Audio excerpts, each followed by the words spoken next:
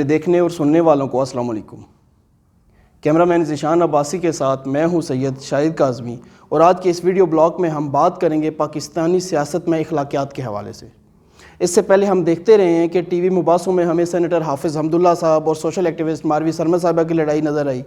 اس کے علاوہ ہمیں مراد سعید اور جاوید لطیف کے تلخ جملوں کا تبادلہ ایوان کے اندر اور ایوان کے باہر نظر آیا۔ ہمیں اعجاز چودھری صاحب اور نون لیگ کے رہنما جاوید لطیف صاحب کی لڑائی ایک مباحثے کے دوران نظر آئی۔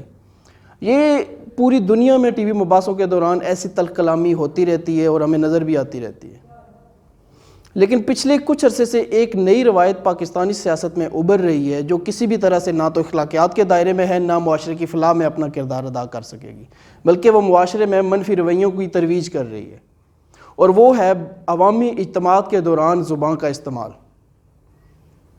ہم 2014 کے دھرنے میں بھی دیکھتے رہے، پھر ہم جی ٹی روڈ مارچ میں بھی دیکھتے رہے، اور مختلف دھرنوں، ریلیوں، احتجاج میں دیکھتے رہے کہ زبان کا استعمال کس طرح سے کیا جاتا رہا اور اخلاقیات سے عاری الفاظ کا چناؤ کیسے کیا جاتا رہا۔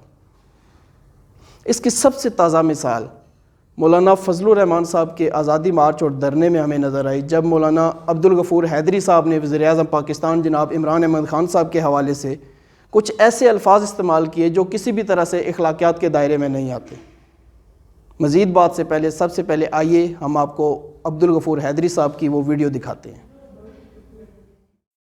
سنسار ہوں گے لوگ، ہاں بالکل، اگر اسلام ہوتا تو آج عمران خان کو چوک پہ کھڑا کر کے سنسار کیا جاتا،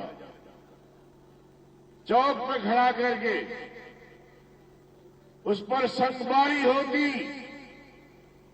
اس کی زنا کی داستانیں، سیتا وائٹ اور پتہ نہیں کیا کچھ، اور یہ شخص ہمارے ملک کا حکمران ہے۔ جی ناظرین، ابھی آپ نے مولانا عبدالغفور حیدری صاحب کی یہ ویڈیو دیکھی۔ اس ویڈیو میں ان کے لبوں سے ادا ہونے والے الفاظ، جملوں کی ترتیب کسی بھی طرح سے اخلاقیات کے دائرے میں نہیں آتی۔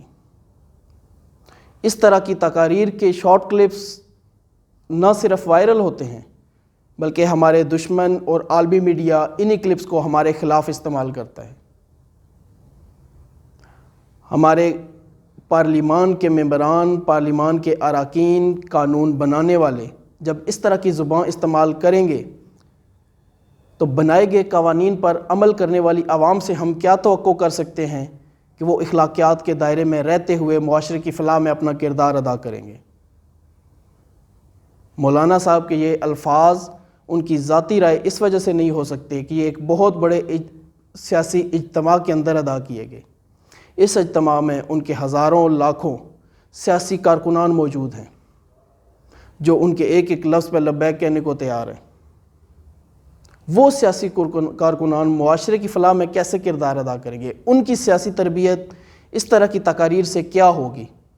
یہ ایک بہت بڑا لمحہ فکریہ ہے۔